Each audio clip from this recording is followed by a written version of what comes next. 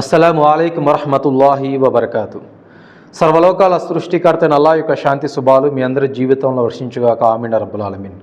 రబ్బి జిద్ని ఇల్మా. బిస్మిల్లాహిర్ రహ్మానిర్ రహీం. అనంత కరుణామయుడు, అపార కృపాశీలుడు, సర్వలోకాల సృష్టికర్త అల్లాహ్ నామముతో ప్రారంభిస్తున్నాను. సోదరులారా, ఇస్లాం ధర్మం ప్రవక్త వారి నుంచి మన భారతదేశంలో లేదా మిగతా దేశాలు ఇంత దూరం రావడానికి కారణం ఎవరు? ప్రవక్త ముహమ్మద్ రసూలుల్లా సల్లల్లాహు అలైహి వసల్లం వారితో వెన్నంటే ఉండి ఆయన చేతుల మీదుగా ఇస్లాం ధర్మాన్ని స్వీకరించి వారి ధనము వారి ప్రాణము అల్లా మార్గంలో పూర్తిగా దారబోసిన సహాబా మజ్మాయిన్లు. బాధాకరమైన విషయం ఏంటంటే, సహాబాలంటే ఎవరనేది ఇప్పుడున్న ముస్లింలో 100-90 మంది వరకు ఎవరికి తెలియదు. ఒక 10 మంది పేర్లు చెప్పమన్నా చెప్పలేని పరిస్థితిలో ఇప్పుడున్న ముస్లిమ్స్ ఉన్నారు. సర్వలోకాల సృష్టికర్తైన అల్లాహ్ సుబ్హానహు వ తఆలా ఖురాన్ గ్రంథంలో సహాబాల గురించి ప్రత్యేకంగా అనేక వాక్యాల రూపంలో తెలియచేయడం జరిగింది. ఈరోజు మీ ముందు ఒక వాక్యం ఉంచుతున్నాను. 58వ సూర ముజ్జదల 22వ ఆయత్. బిస్మిల్లాహిర్ రహ్మానిర్ రహీం. లా తజిదు కౌమన్ యుమినూన బిల్లాహి వల్ యౌమిల్ ఆఖిరి యువాద్దూన మన్ హాద్దల్లాహ వ రసూలహు వలౌ కాను ఆబాఅహుం ఔ అబ్నాఅహుం ఔ ఇఖ్వానహుం ఔ అషీరతహుం ఉలైక కతబ ఫీ కులూబిహిముల్ ఈమాన వ అయ్యదహుం బిరూహిం మిన్హు వయుదఖిలుహుం జన్నాతిన్ తజ్రీ మిన్ తహ్తిహల్ అన్హారు ఖాలిదీన ఫీహా రదియల్లాహు అన్హుం వరదు అన్హు ఉలైక హిజ్బుల్లాహ్ అలా ఇన్న హిజ్బుల్లాహి హుముల్ ముఫ్లిహూన్. సోదరులారా, ఈ వాక్యం అర్థం ఏంటంటే, సూర ముజాదాలో చివరి వాక్యం ఇది, అంటే 22వ వాక్యము. ఈ వాక్యంతో ఆ సూర కంప్లీట్ అవుతుంది, అంటే పరిపూర్ణమవుతుంది ఆ సూర వరకు. ఎటువంటి గొప్ప వాక్యం అంటే, దీని అర్థం చూడండి ఒకసారి. అల్లాను అంతిమ దినాన్ని విశ్వసించేవారు, అల్లా పట్ల ప్రవక్త పట్ల శత్రుత్వం వహించేవారిని నువ్వు ఇష్టపడినట్లు ఎక్కడా చూడబోవు. ఆఖరికి వారు తమ తండ్రైన, చూడండి అల్లా ఏమంటున్నాడు, ఆఖరికి వారు అంటే తన ప్రవక్త పట్ల ఎవరైతే శత్రుత్వం వహిస్తారో, అల్లా పట్ల తన ప్రవక్త పట్ల శత్రుత్వం వహించేవారు అంటే శత్రువులుగా చూసేవాళ్ళు ఎవరైతే ఉన్నారో వాళ్ళని మోమిన్ అంటే ఒక విశ్వాసి ఎప్పుడు ప్రేమించరు. వాళ్ళలో ఒకవేళ తమ తండ్రి ఉన్నా, తమ కొడుకులు ఉన్నా, తమ అన్నాదమ్ములు ఉన్నా, తమ పరివాస జనులైనా సరే ససేమీరా వారు వీరిని ప్రేమించరు. అల్లాహ్ సుబ్హానహు వ తఆలా కూడా ఇటువంటి వారి హృదయాల్లోనే విశ్వాసం రాసి ఉంచాడు. అల్లాహ్ వీళ్ళతో సంతృప్తి చెందాడు, అంటే ఇష్టపడిపోయాడు. వాళ్ళు కూడా అల్లాహ్తో ఇష్టపడిపోయారు. ఇటువంటి వారి కోసం స్వర్గంలో అల్లాహ్ తబారక వ తఆలా సెలయేళ్ళు, అదే దాంతోపాటు పెద్ద పెద్ద భవనాలు కూడా అల్లాహ్ తబారక వ తఆలా బహుమానం ఇస్తాడని పూర్తిగా ఈ వాక్యంలో అర్థం ఉంది సోదర మహాశివులారా. అంటే చూడండి, ఇక్కడ మనం ఒక వాక్యం చదివాం మధ్యలో, రదియల్లాహు అన్హుం వరదు అన్హు. అంటే దీని అర్థం ఏంది? నేను వారితో ఇష్టపడిపోయాను, వారు నాతో ఇష్టపడిపోయాను. ఎవరంటున్నారు ఈ మాట? సర్వలోకాల సృష్టికర్త అయిన అల్లాహ్ సుబ్హానహు వ తఆలా అంటున్నాడు. ఉదాహరణకి ఒక సహాబా గురించి చూద్దాం. తుఫైల్ బిన్ అమ్ర్ దౌసి రదియల్లాహు అన్హు వారు. ఈయన యమన్ ప్రాంతానికి చెందిన దౌస్ తెగ నాయకుడు, ఒక గొప్ప కవి కూడా, మంచి చెడు విచక్షణ జ్ఞానం ఉన్న ఒక గొప్ప వ్యక్తి కూడా. ఆ కాలంలో ఎలా ఉండిందంటే, ప్రవక్త వారు ఆ ప్రాంతంలో అంటే మక్కాలో ఉండి ప్రవక్త పదవి దక్కిన తర్వాత అల్లాహ్ సుబ్హానహు వ తఆలా యొక్క ఔన్నత్యం చెప్పేటప్పుడు ప్రవక్త వారి యొక్క బంధువులే, బాబాయ్ వీళ్ళు, అబూ జహలు, అబూ లహబు, ఇంకా స్నేహితులందరూ ప్రవక్త వారు ఎవరి వద్దకైతే దావా ఇవ్వడానికి వెళ్తారో ఆ వ్యక్తికి ముందుగానే వీళ్ళు బ్రెయిన్ వాష్ చేసేవారు. వాళ్ళలో ఈయన ఒకడు తుఫైల్ బిన్ అమ్ర్ దౌసి రదినువారు. ఈయన దౌస్ తెగ నాయకుడు కూడా.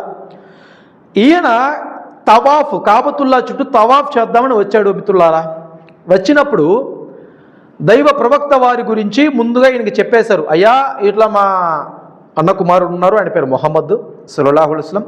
సో ఆయనకి ఎవరో చేతబడి చేశారు. ఆయన ఏంటంటే ఏదేదో కొన్ని మాటలు చెప్తూ దేవుడు ఒక్కడే అంటాడు, ఇస్లాం ధర్మం ఒకటే అని చాలా చెప్తూ ఉంటాడు.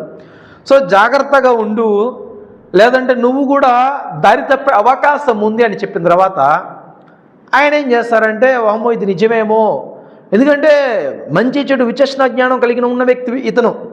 ఏదైనా ఒక వ్యక్తి ఏదైనా ఒక విషయం తీసుకొని వస్తే పలుమార్లు ఆలోచించి నిర్ణయం తీసుకునే వ్యక్తి, ఇది నిజమా అబద్ధమా అని. సో ఒక మంచి గొప్ప వ్యక్తి.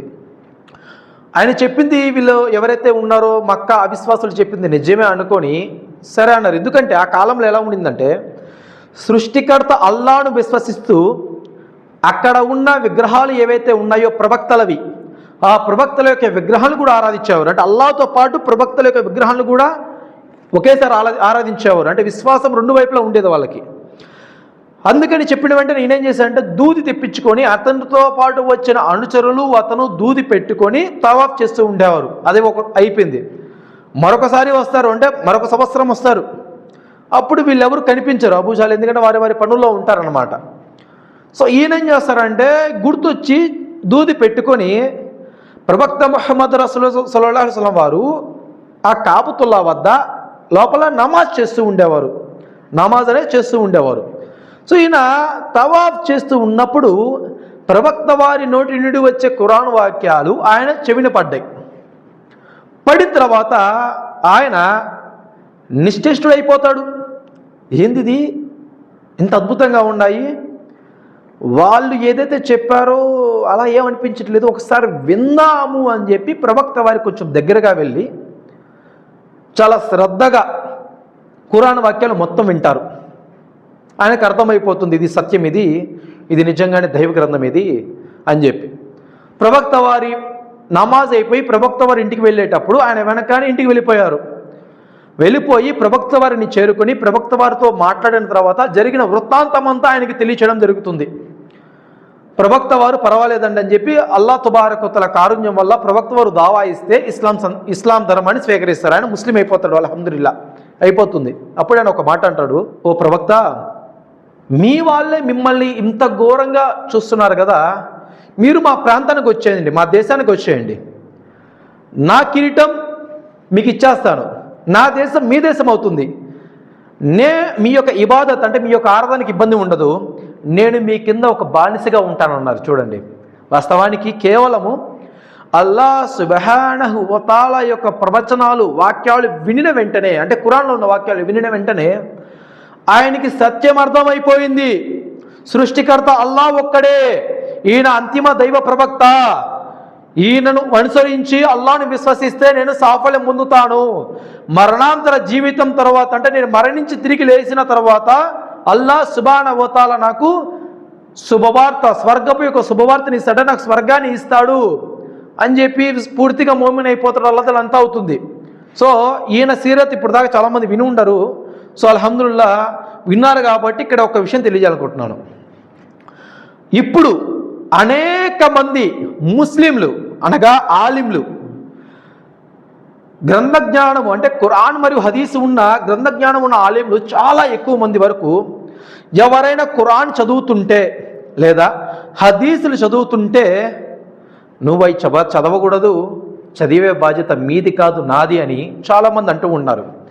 మరి నాదొక ప్రశ్న, ప్రవక్త ముహమ్మద్ రసూలుల్లాహి సల్లల్లాహు అలైహి వసల్లం వారు ఆ కాలంలో అల్లాహ్ సుబ్హానహు వ తఆలా వహీ ద్వారా సమయ సందర్భాన్ని బట్టి పంపించే ఖురాన్ వాక్యాలు ఏవైతే ఉన్నాయో అవి ఆయన దావా ఇవ్వకుండా, అంటే వాటిని చెప్పకుండా కప్పిపుచ్చి ఆయన సొంత వాక్యాలు ఆయన సొంత అభిప్రాయాలు చెప్పుంటే ఇస్లాంలోకి ఇన్ని వేల మంది వచ్చేవారా సత్యాన్ని తెలుసుకొని?